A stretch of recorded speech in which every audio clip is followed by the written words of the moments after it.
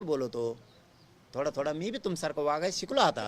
हा, तुम्ही कसा गोड बोलून शांत राहून गेम करता, मी बी टप्प्यात आला की कार्यक्रमच वाजवतो. हा, कसा गेम करतो मी बी शांत राहून माझ्या समाजाला कसं मिळून देतो ते बघत राहा तुम्ही आता.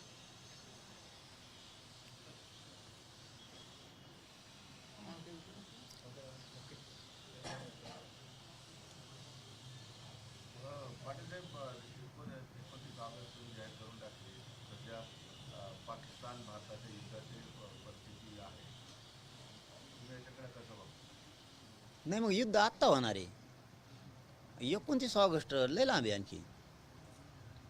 त्या हल्ल्याचा तर निषेध आहे. ही असली ना, हा बघ आपलं कसं आहे सरळ आहे आणि यांना लागत आहेत मग मिरच्या.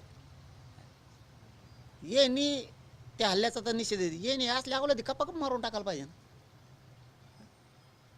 नुसतेच दाखवते इतकं लांब हत्यारे आणि ते त्याच्यावर पडत इतकं लांब जळतं आणि ते विमान असं वाकडं पळतं आणि मग ते खाली पडतं इतके मरत येत.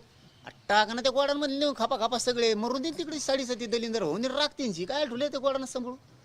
ह्यो बॉम्ब आहे ते बॉम्ब आहे आणि बघायला मिळाना. नुसत्या गाड्या दाखवतात, नुसत्या गाड्या दाखवतात आणि लांब लांब हत्तीर आणि ते नुसते मिरीतात अशी. नुसते कुणाला भेट येता तुम्ही? द्याने एकदा टाकून ते पुरे. काय करायचे असले खानदानी हे असली पायदा संभळू. आयला नाव तरी चांगलं निघा ना. सगळा देश तुमच्या सोबत आहे ना, धर्मासाठी आणि देशासाठी. कोण तुमच्या मागं नाही.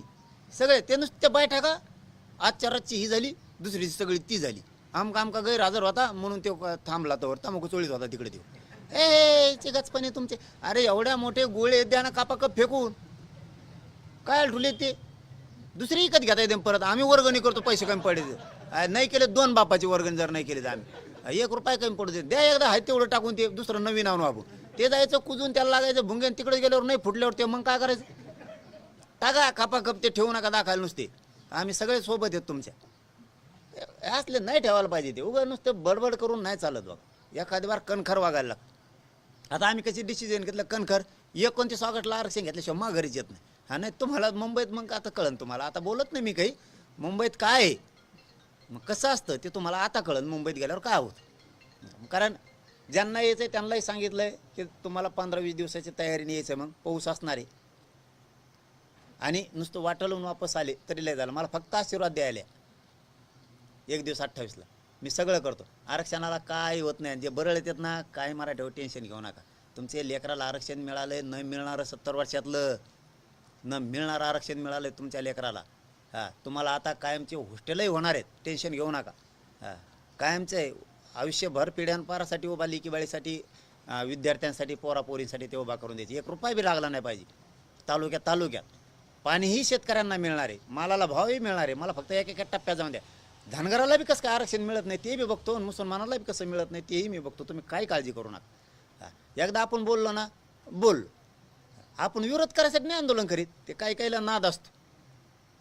जातीत भांडणं लावून द्यायचे, मोघम आंदोलन करायचे. तू बघ ना तिकडं देवारा की झालं आहे ते मागणं आरक्षण. ते मागावा, त्या गोरगरीब बिचाराला मिळून द्यावा. फडणवीस साहेब किती दिवस झाले धनगराची पहिली कॅबिनेट घेतो म्हणली होती तुम्ही एसटी आरक्षणाची. दिलं का त्या बिचारा गोरगरिबांना? संभळीत असते ना, मेंढ्या जनावरं डोंगर दऱ्यात कामं करीत असते, ऊस तोडीत असते ना. थोडीफार तर लाज असली पाहिजे राव. 4 जणाला गोड बोलायचं नेत्याला नुसतं आणि आमच्या अंगावर सोडून द्यायचं. एवढं जमतं का फडणवीस साहेब तुम्हाला? त्यांच्या महामंडळाचं काय?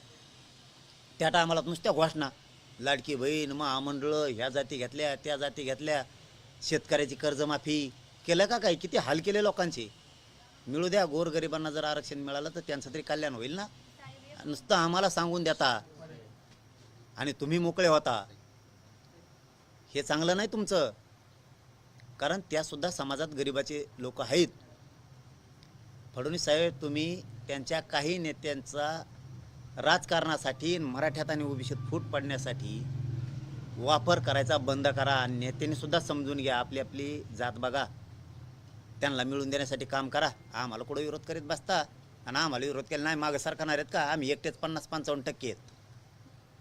काही होत नाही कोणाचं. 29 ऑगस्ट आता चलो मुंबई.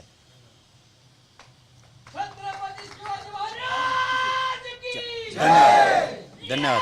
जे AWS मधून पोरं गेलेत, जे ACBCतून गेलेत, तुम्ही आरक्षण दिलंय ना राव ACBCचं. त्यांना ऑप्शन द्यायलाच पाहिजे ना तुम्ही. असा खोडसाळपणा का करता फडणवीस साहेब तुम्ही? आत्ता ते MPSCच्या पोरांना लिंकच ओपन नव्हती. मला तर वाटतं आणखी नाही आहे की नाही करू. असे धोके दगे फटके करू नका, मुळावर येईल तुमच्या.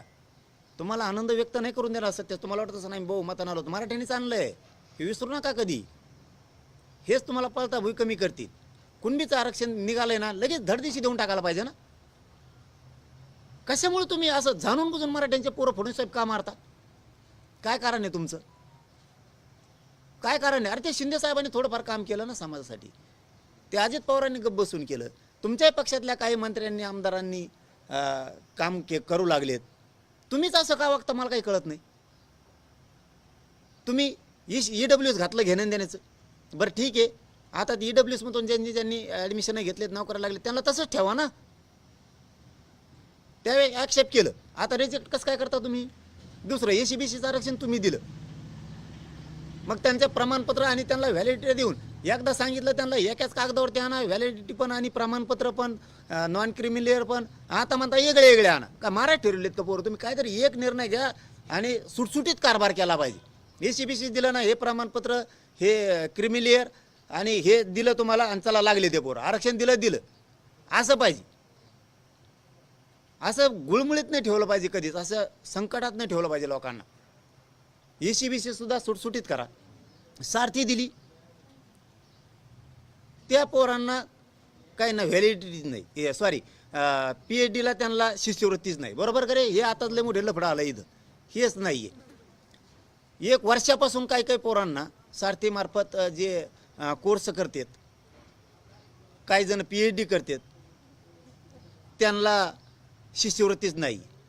निंबाळकर साहेबांनी त्या दिवशी सांगितलं की 150 कोटी होते, त्यातले 30% वापस गेले, तेही आपण रिटर्न आणले.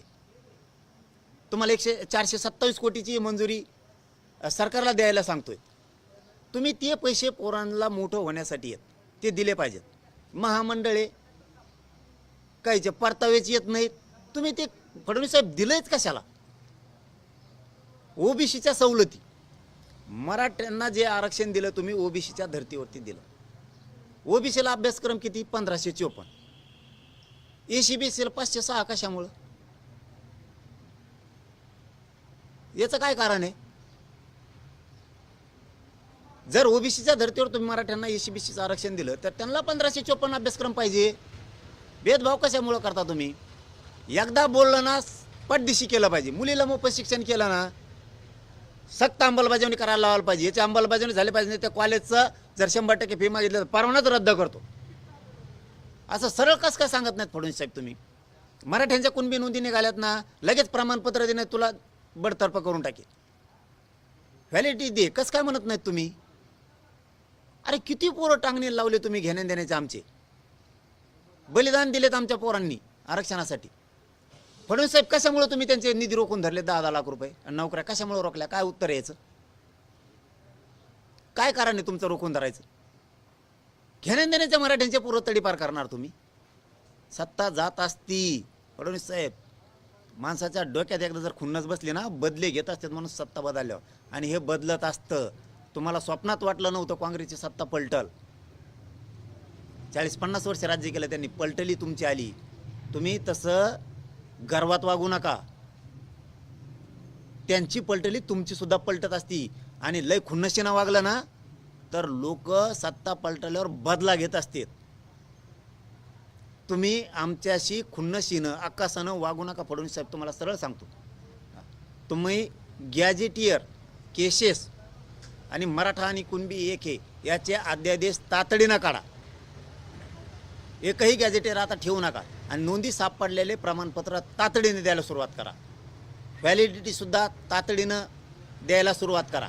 ही माझी विनंती आहे. आता नसता 28 ऑगस्टपर्यंत जर हे सगळा तुकडा नाही पडला, आता प्रमाणपत्र जेवढे नोंदी निघाले ते तातडीनं, हे 7 जूनपासून 6 जूनपासून ॲडमिशन सुरू होते, त्याच्या आत सगळ्या व्हॅलिडिट्या पाहिजेत आम्हाला.